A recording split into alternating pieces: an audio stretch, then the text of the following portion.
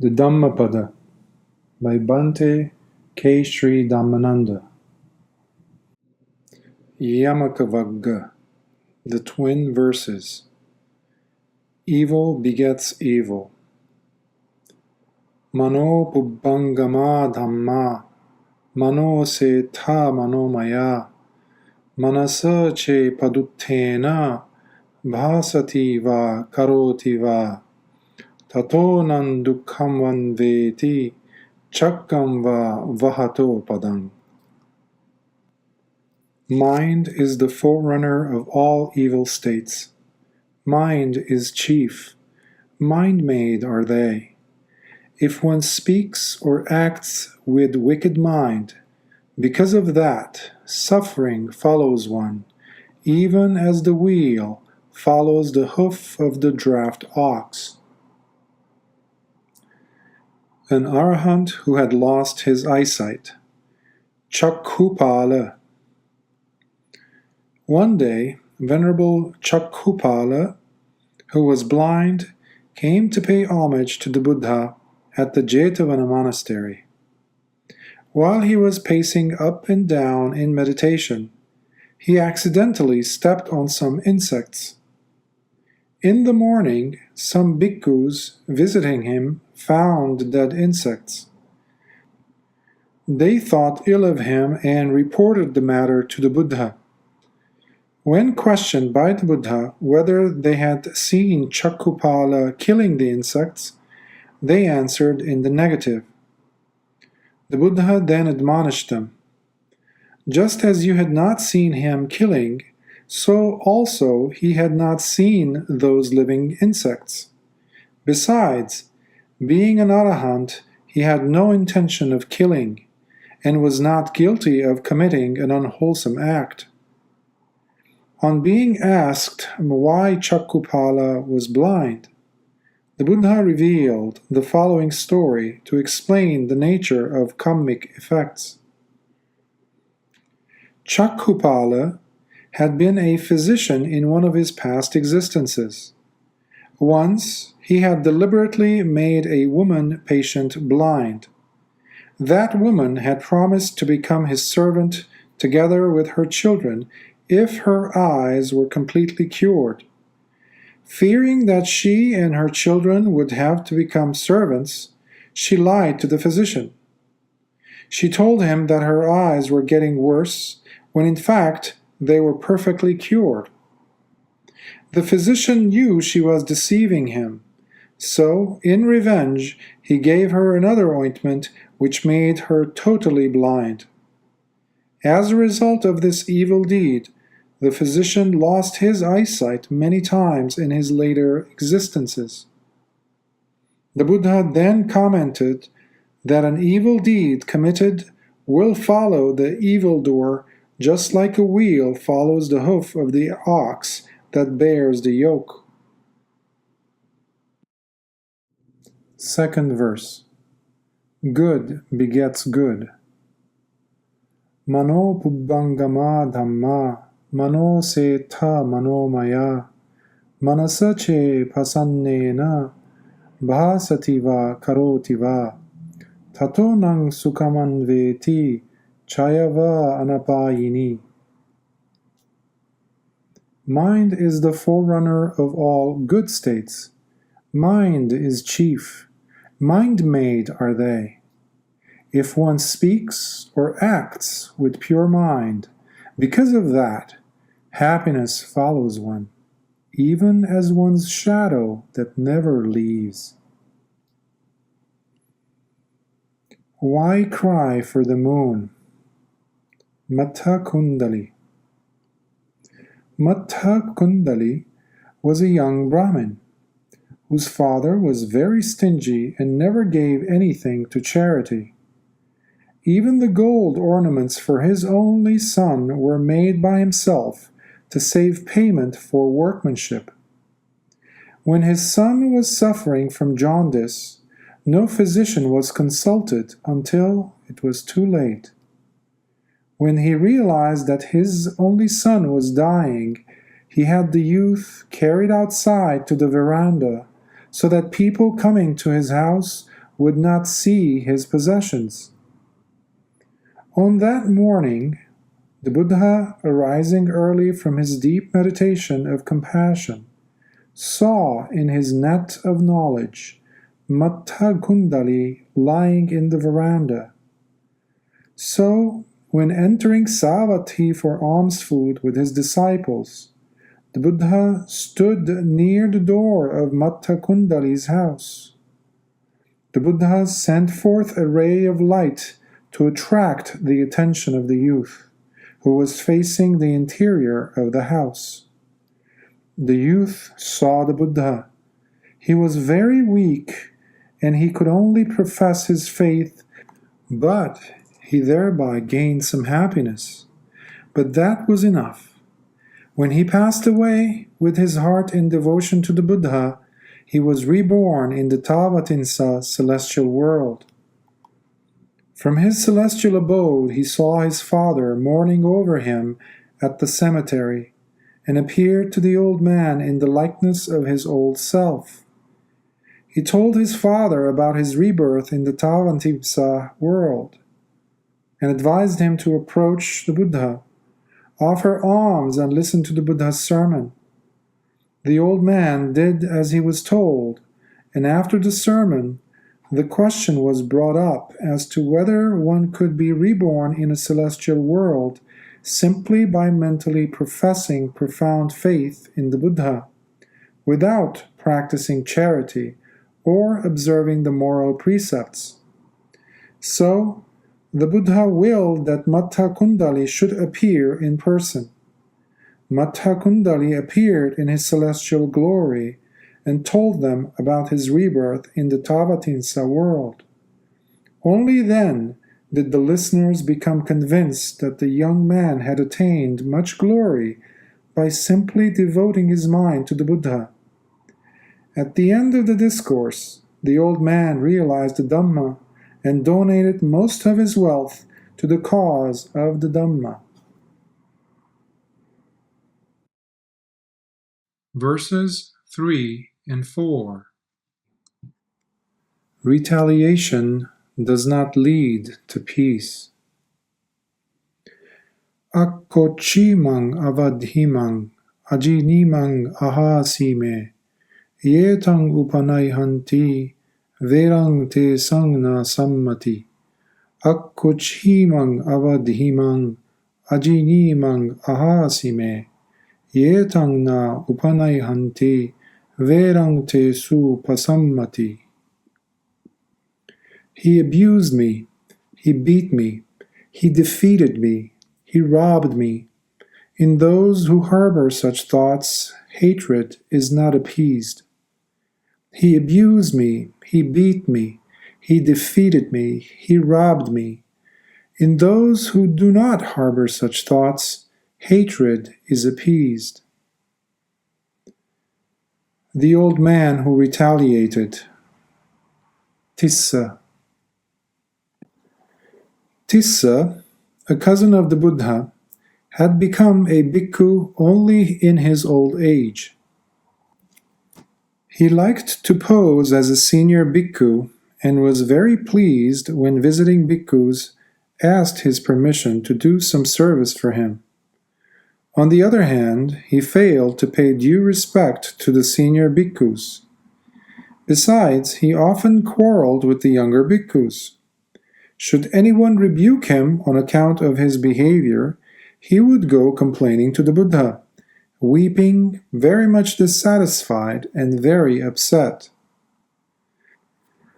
The Buddha, who understood the situation, advised Tissa to change his behavior and not to harbor thoughts of hatred against anyone, for hatred could only be eradicated by not harboring hatred. The Buddha said it was not the first time Tissa had been obstinate. He had also been obstinate in a previous life. The Buddha then revealed that in one of his past existences, Tissa had been an obstinate ascetic by the name of Devala. As a result of a misunderstanding, he cursed a very holy religious teacher. In spite of the intervention and persuasion of the king to seek the pardon of the religious teacher, Devala refused to do so. Finally, the king had to physically force him to seek the pardon of the religious teacher. Verse 5. Anger is conquered by love. Nahi verena verani samantidha kudachanam averena cha sammanti esadammo sanantano. Hatreds never cease through hatred in this world. Through love alone they cease. This is an eternal law. The bitter feud through various existences. Kala yakhini. Once there lived a householder whose wife was barren.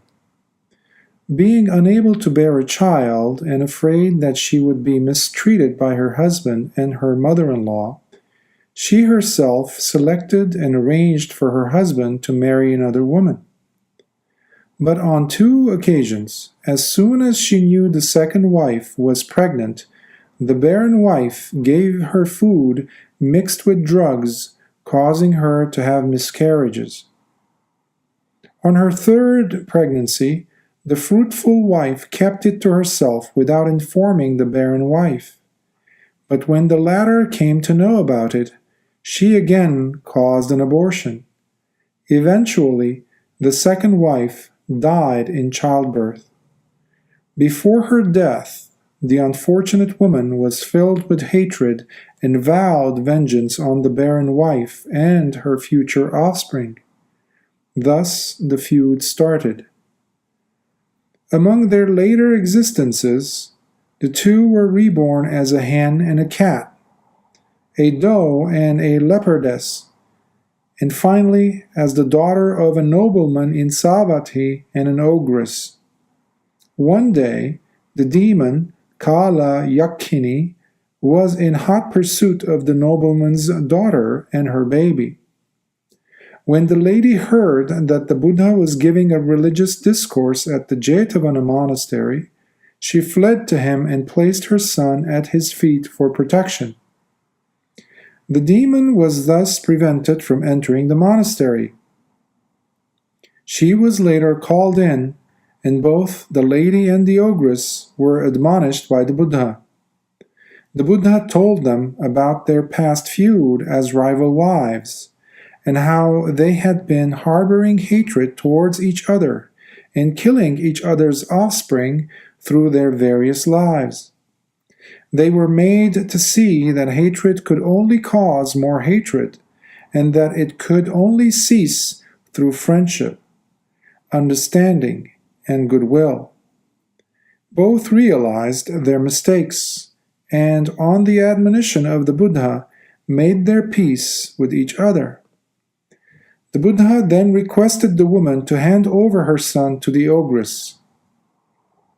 Fearing for the safety of her son, she hesitated, but because of her devotion and confidence in the Enlightened One, she handed over her son as directed. The child was warmly received by the ogress. After kissing and caressing the child tenderly, like her very own son, the ogress handed over the child back to his mother. As a result of this episode, there was much goodwill on both sides. Verse 6. Quarrels cease through right thinking. Parecha na vijananti mayamitta yamamase yecha tattha vijananti tato sammanti medhaga. The others know not that in this quarrel we perish. Those of them who realize it have their quarrels calmed thereby. The quarrelsome bhikkhus of Kosambi. A trivial incident led to an unfortunate dispute amongst the bhikkhus of Kosambi. One group followed the master of Vinaya, and the other followed the teacher of the Dhamma, and they were often quarreling amongst themselves. They did not even listen to the Buddha's advice, but the Buddha knew that eventually they would realize their mistake. So he left them and went to spend the Vassa, or the rainy season retreat, all alone in the forest, where an elephant and a monkey attended to him. The lay disciples of Kosambi, on learning the reason for the absence of the Buddha, refused to make offerings to these bhikkhus. This made the latter realize their folly, and a reconciliation took place. Still, the lay followers would not treat the monks as respectfully as they had done before, until they admitted that it was their fault that the Buddha had left the vicinity. They were told to ask the pardon of the Buddha. But the Buddha was away, and it was in the middle of the Vassa, so the bhikkhus of Kosambi spent the Vassa in misery and hardship. At the end of the Vassa, Venerable Ananda and many other bhikkhus conveyed the message to the Buddha and implored him to return, assuring him that they had realized the error of their ways. In due course, the Buddha returned to the Jetavana monastery in Savatthi. When the bhikkhus saw the Buddha, they paid their respects and admitted their faults.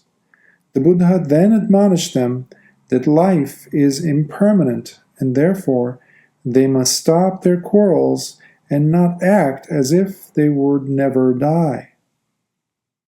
Verses 7 and 8. The weak succumb to temptation, but not the strong. Subhanupassing viharantang indriyesu asangvutang. Bhojanam hi amattanyung kusitang hi naviriyang. Tamve pasahati maro vato rukkam va dubbalang. Asubhanupassing viharantang indriyesu susangvutang. Bhojanam hi cha mattanyung Saddhang aradha viryang tangvena pasahati maro vato se langva pabbatang.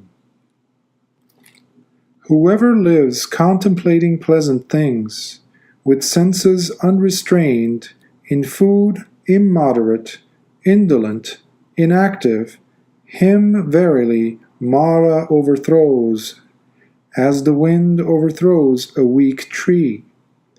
Whoever lives contemplating the impurities, with senses restrained, in food moderate, full of faith, full of sustained energy, him Mara overthrows not, as the wind does not overthrow a rocky mountain. The fate of Mahakala and Chulakala, who became monks.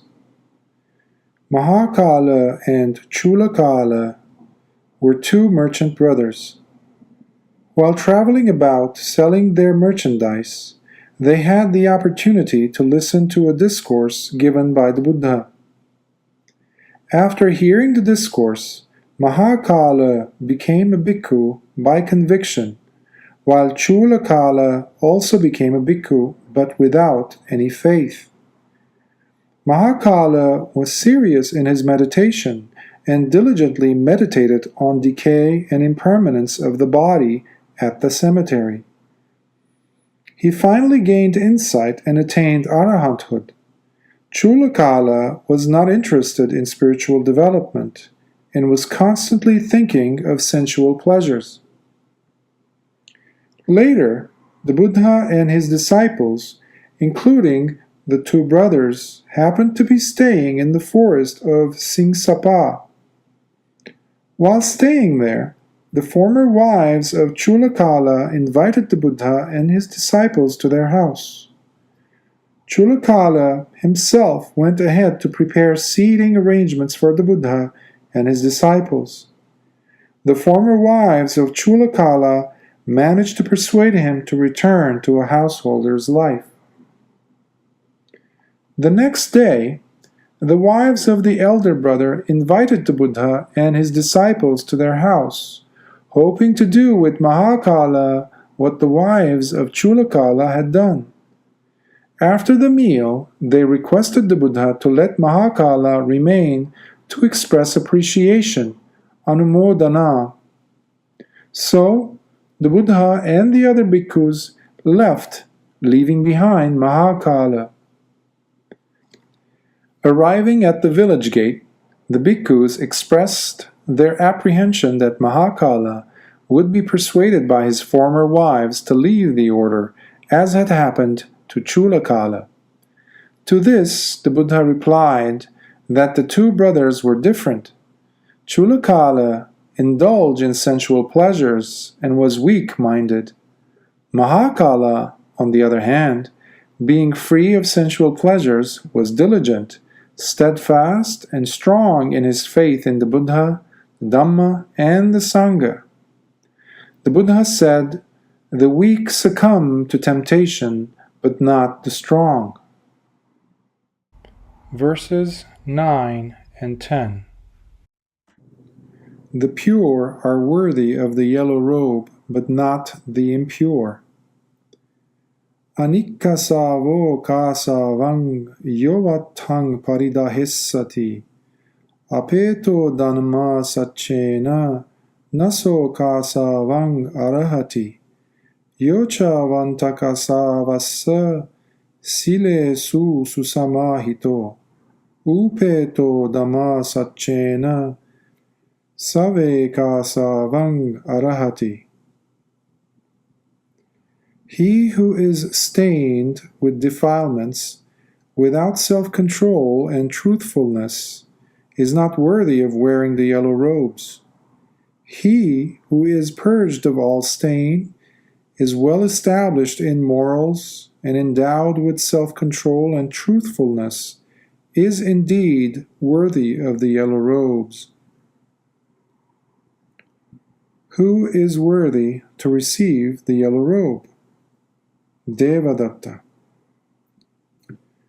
Once, the two chief disciples, the Venerable Sariputta and the Venerable Mahamoggallana, went from Savatthi to Rajagha. There, the people of Rajagha invited them, with the other bhikkhus, to a morning meal. On that occasion, someone handed over a very valuable piece of cloth to the organizers of the almsgiving ceremony. He instructed them to sell it should there be any shortage of funds. If there was no shortage, they were to offer it to any one of the bhikkhus they considered deserving of it. It so happened that there was no shortage of anything, and the cloth was to be offered to one of the monks. Since the two chief disciples visited Rajagha only occasionally, the people thought that it would be more appropriate to offer the cloth to the Venerable Devadatta, as he was a resident of Rajagha. Thus, they made the mistake of offering the cloth to Devadatta. Devadatta promptly made the cloth into a robe and started wearing it. Then, a certain bhikkhu from Rajagha came to Savatthi to pay homage to the Buddha, and told him about Devadatta and the robe. The Buddha then said that it was not the first time that Devadatta was wearing robes that he did not deserve. The Buddha then related the following story. Devadatta was an elephant hunter in one of his previous existences. At that time, in a certain forest, there lived a large number of elephants. One day, the hunter noticed that these elephants knelt down to a Pacceka Buddha on seeing him. Having observed that, the hunter stole the upper part of the yellow robe and covered his body and hand with it. Then, holding a spear in his hand, he waited for the elephants on their usual route. The elephants came, and mistaking him for a Pacceka Buddha, paid their respects and easily fell prey to the hunter. Thus, one by one, he killed the elephants. The Bodhisattva, the Buddha-to-be, who was born as an elephant in the group, was the leader of the herd. Noticing the dwindling number of his herd, he decided to investigate, and followed his herd at the end of the line. He was alert, and was therefore able to evade the spear. He caught hold of the hunter in his trunk and was about to dash him against the ground. When he saw the yellow robe, however, he desisted and spared the life of the hunter. The hunter was wrong in trying to kill under cover of the yellow robe, and for committing such an act of depravity. The hunter clearly should not have put on the yellow robe. By revealing this story, the Buddha explained how Devadatta had misused the yellow robe in one of his previous births. A note here. Pacceka Buddha is one who, like the Buddha, is self-enlightened in the Four Noble Truths and has uprooted all the moral defilements or kileshas. However, he does not teach others. Pacceka Buddhas appear during the absence of the Buddha Sasana, or when the teachings are no more. Verses 11 and 12. Right perception leads to truth. Asare sara matino, sare chasara dassino, te sarang nadhigachanti, michha sankappa gochara, sarancha sarato nyatva, asarancha asarato, te sarang adhigachanti, samma sankappa gochara. In the unessential, they imagine the essential. In the essential, they see the unessential. They who entertain such wrong thoughts never realize the essence. What is essential, they regard as essential. What is unessential, they regard as unessential. They who entertain such right thoughts realize the essence. It is difficult to realize the truth. Upatissa and Kolita. Upatissa and Kolita were two youths from Rajagha. While watching a show, they realized the unreality of things and decided to search for the way to liberation. First, they approached Sanjaya, the wandering ascetic at Rajagha, but they were not satisfied with his teachings. So, they separated and went all over the country after coming to an understanding that the one who found the true Dhamma should inform the other. Finally, after much searching and not finding the true Dhamma, they came back to their native place. One day, Upatissa came across Venerable Assaji and learned from him the gist of the Dhamma. The monk uttered the verse beginning with Ye Dhamma Hetu Pabhava, meaning those phenomena which proceed from cause. Listening to the verse, Upatissa attained Sotapatti, or the stage of stream entry, the first stage of awakening.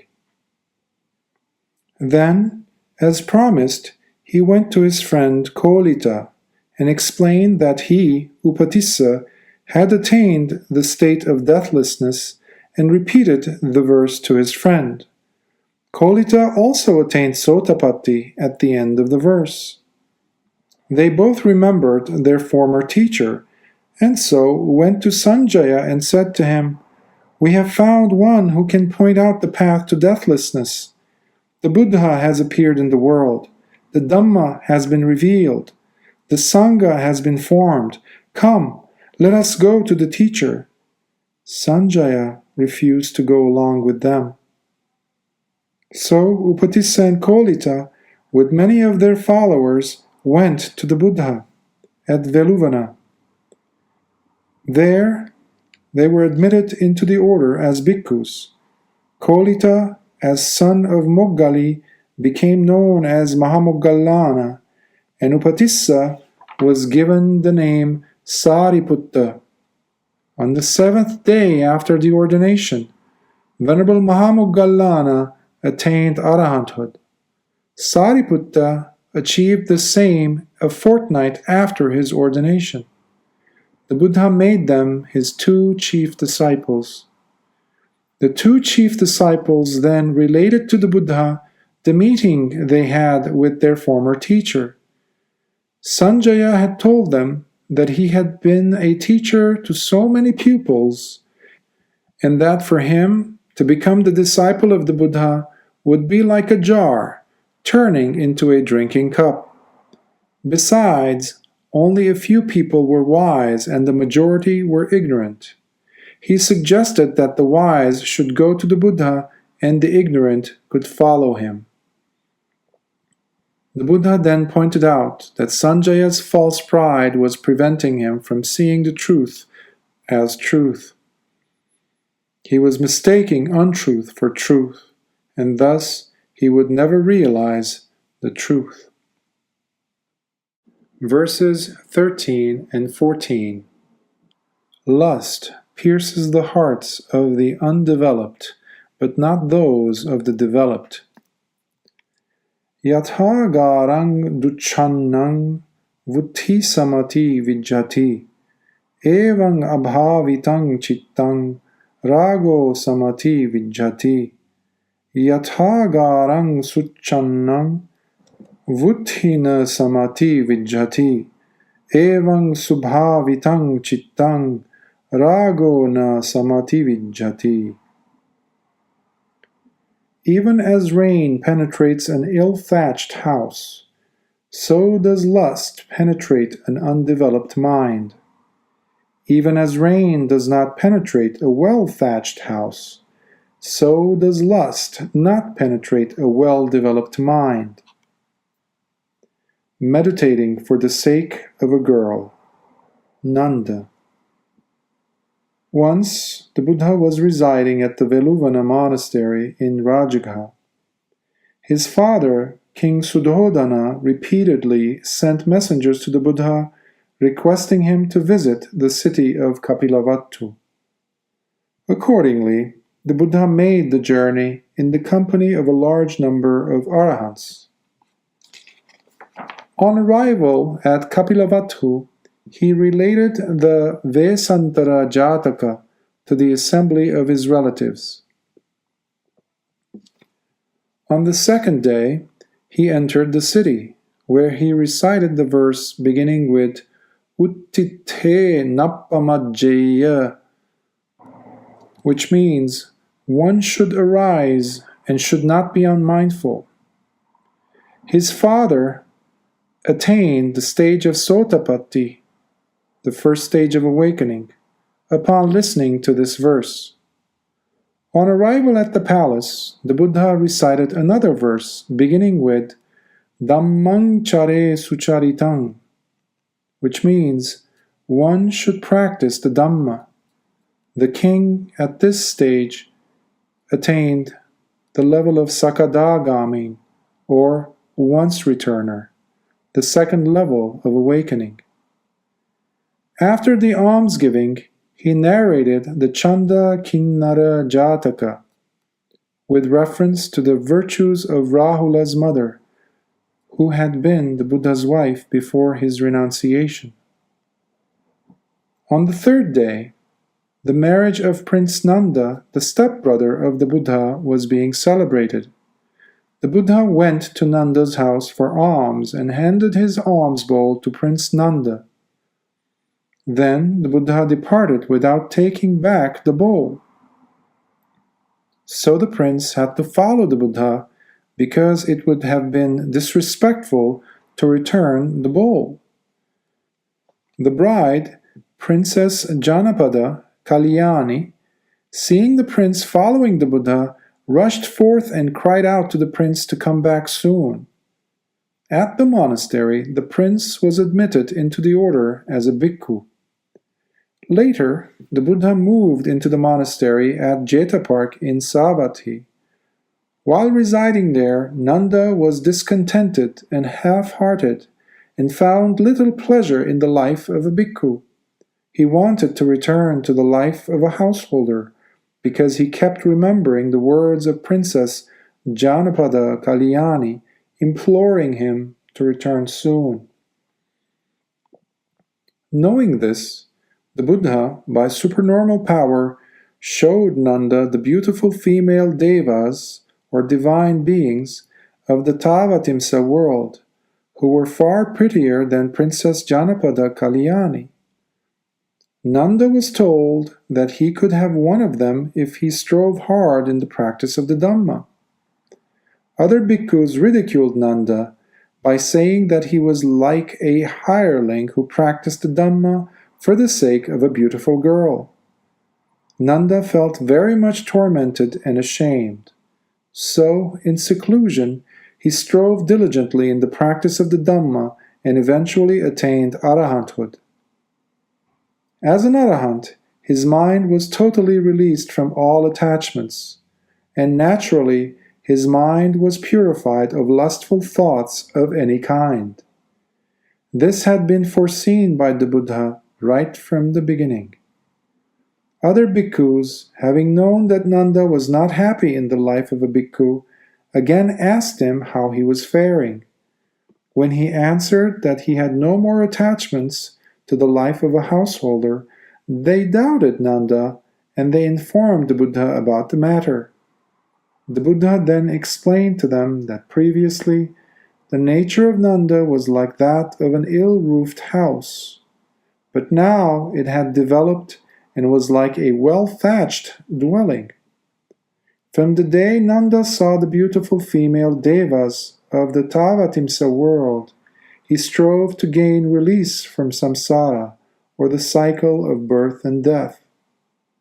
The Buddha then confirmed that Nanda had indeed won the ultimate goal of a bhikkhu by realizing the Four Noble Truths and becoming an arahant. At the conclusion of the discourse, many bhikkhus were benefited and realized the Dhamma themselves. Verse 15. Evildoers suffer here and hereafter. Idha sochati, pecha sochati, papakari ubhayatha sochati, so sochati, so vihanyati, disvakamma kilithang attano. Here he grieves, hereafter he grieves. In both states the evildoer grieves. He grieves, he is afflicted, perceiving the impurity of his own deeds. A butcher who suffered here and hereafter.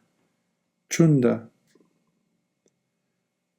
Once in a village not far away from the Veluvana monastery, there lived a very cruel and hard-hearted pork butcher by the name of Chunda, who slaughtered animals by torturing them. Chunda had been in this profession for many years, and in all this time he had not done a single meritorious deed. Before he died, he was in such great pain and agony that he was grunting and squealing and kept moving about on his hands and knees like a pig for several days. Then, after suffering physically and mentally, on the 7th day he died and was reborn in a suffering state. Some bhikkhus, having heard the grunting and squealing coming from his house for several days, thought that Chunda must be busy killing more pigs. They remarked that Chunda was a very cruel and wicked man for he did not have a single thought of loving kindness, and was also devoid of any compassion. Upon hearing their remarks, the Buddha said, "Bhikkhus, Chunda has not been killing pigs. His past evil deeds have overtaken him. Because of the great pain he had to suffer before his death, he was acting and behaving in a very unnatural way. Today he died and was reborn in hell." The Buddha concluded his discourse by saying, "The evildoer always suffers from the evil deeds done by him.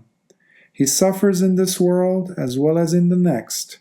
There is no escape from the consequences of evil deeds." Now, this does not mean that a man must always suffer according to his deeds without any hope, writes the author.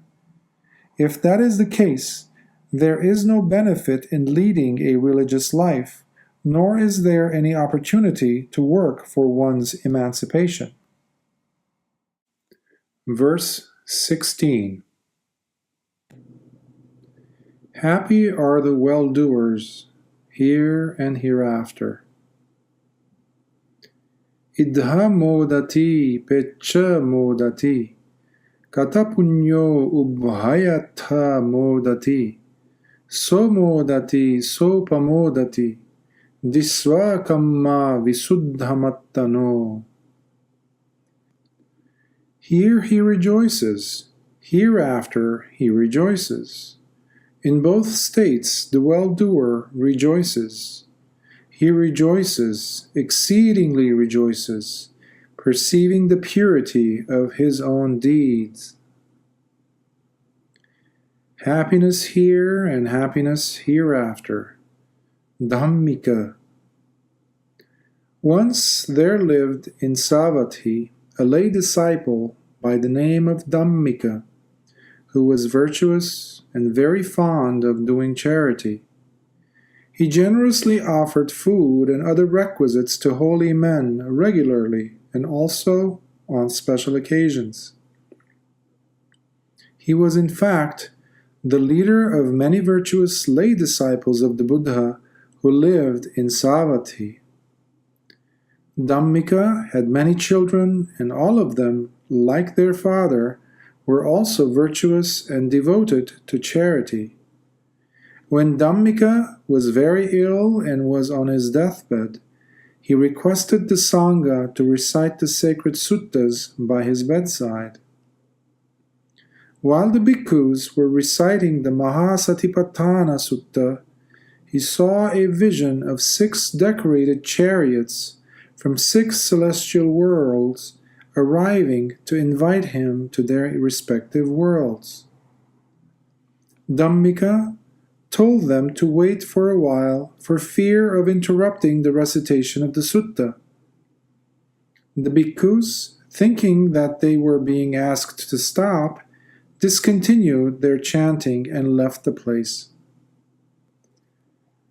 A little while later, Dhammika told his children about the 6 decorated chariots waiting for him. Then and there he decided to choose the chariot from the Tushita world, and he passed away with happiness and confidence in his mind. Thus the virtuous man rejoices in this world as well as in the next. A few notes from the author. According to Buddhism, the subsequent birth is determined by the thought process at the moment of death. Buddhists do not believe that the earth is the only habitable plane and that human beings are the only beings. Planes of existence are numerous and beings are innumerable. After death, one may be born as a human being or in a subhuman state, or in a celestial plane, according to one's actions. The so-called being in the subsequent life is neither the same as its predecessor, as it has changed, nor absolutely different, as it is the identical stream of life. Buddhism denies an identical being, but affirms an identity in process. Verse 17. The evildoer laments here and hereafter. Idha tappati pecha tappati, papakari ubhayatha tappati, papang me katangti tappati, bhiyo tappati duggatingato. Here he suffers, hereafter he suffers. In both states the evildoer suffers. Evil have I done, thinking thus, he suffers. Furthermore, he suffers, having gone to a woeful state. The miserable fate of Devadatta. Devadatta, the Buddha's cousin, was at one time residing with the Enlightened One in Kosambi. While staying there, he realized that the Buddha was receiving much respect and honor, as well as offerings. He envied the Blessed One and aspired to head the order of the Bhikkhus. One day, while the Buddha was preaching at the Veluvana monastery in Rajagaha, he approached the Enlightened One with a selfish idea. He suggested that the order be entrusted to his care, on the grounds that the Buddha was getting old. The Buddha did not accept his suggestion and admonished him, saying that he was not worthy of holding such responsibility. So, the Buddha asked the Sangha to carry out an act of proclamation of penalty on Devadatta for his arrogance in thinking that he was worthy to take the Buddha's place. Here, an act of proclamation carried out by the order of the Sangha regarding a member declaring that since his conduct was of one kind before and is of another kind now, henceforth all his physical and verbal actions are only his and have nothing to do with the Buddha, the Dhamma, and the Sangha. With this, Devadatta felt aggravated and vowed to take revenge. He attempted to kill the Buddha on 3 occasions. First, by employing some archers. Secondly, by climbing up the Gijhakuta hill and rolling down a big piece of rock onto the Buddha. And thirdly, by causing the elephant Nalagiri to attack the Buddha. The hired assassins, instead of attacking the Buddha, became his disciples. The big piece of rock only hurt the Buddha's toe. When the elephant rushed at the Buddha, it was made docile by the Buddha's compassion. Thus, when Devadatta failed to kill the Buddha, he tried another tactic. He tried to break up the order of the bhikkhus by taking away some newly admitted bhikkhus with him to Gayasisa. However, most of them were convinced by Venerable Sariputta and Venerable Mahamoggallana to return voluntarily to lead the holy life under the guidance of the Buddha. Later, Devadatta fell ill. He had been ill for 9 months. One day he asked his pupils to take him to the Buddha at the Jetavana monastery to ask forgiveness for the evil deeds he had committed. When Devadatta and his party reached a pond in the Jetavana monastery compound, Devadatta said he was thirsty. So the carriers put down the couch by the bank of the pond and went to take some water. Devadatta also rose from his couch and placed both his feet on the ground. Immediately his feet sank into the earth and he faced a miserable death. Devadatta did not have the opportunity to see the Buddha because of the evil deeds done against the Enlightened One. After his death, he was reborn in a very miserable and suffering state where he has to pay for all the evil deeds that he had committed.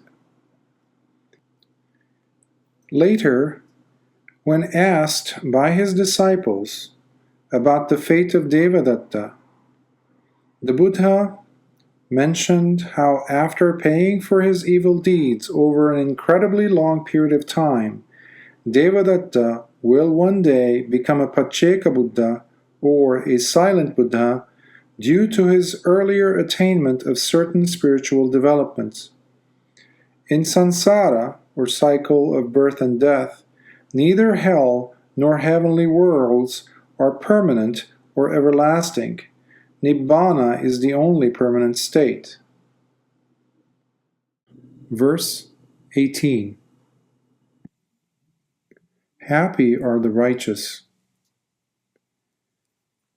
Idha nandati peccha nandati katapunyo ubhayatha nandati punyang me katangti nandati bhiyo nandati suggatingato. Here he is happy, hereafter he is happy. In both states the well-doer is happy. Good have I done. Thinking thus, he is happy. He is happier still when he is reborn in a blissful state. The achievement of a young girl, Sumana Devi. In Savatthi, at the house of Anathapindika and the house of Visakha, both of whom were well-known devotees of the Buddha, a large number of bhikkhus were regularly served with alms. At the house of Visakha, the offering of alms food was supervised by her granddaughter. At the house of Anathapindika, the supervision was done first by the eldest daughter, next by the second daughter, and finally by Sumana Devi, the youngest daughter. The two elder sisters, who had already realized Dhamma, were married off and went to stay with their husbands, leaving their youngest sister to carry on the meritorious work at their father's house. One day, Sumana Devi was very ill, and she requested to see her father. Her father came, and she addressed her father as younger brother, and passed away soon after. Her form of address kept her father wondering and made him uneasy and depressed, thinking that his daughter was not in her right senses at the time of her death. So he approached the Buddha and reported to him about his daughter's remark. The Buddha explained that Sumana Devi had been in her right senses and fully self-possessed at the time of her death. The Buddha also explained that she had addressed her father as younger brother because her spiritual attainment was higher than her father's. She had attained the second stage of sainthood, whereas her father was only at the first stage.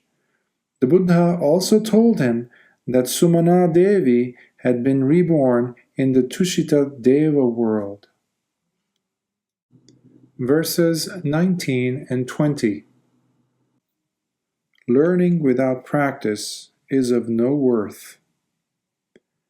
Bahum piche sahitang bhasamano natakkaro hoti naropamatto gopo va gavo ganayang paresang nabhagava samanyassa hoti appang piche sahitang bhasamano dhammassa hoti anudhammachari ragancha dosancha bhaya mohang sammapajjano suvimuttachitto anupadiyano idhava hurangva sabhagava samanyassa hoti.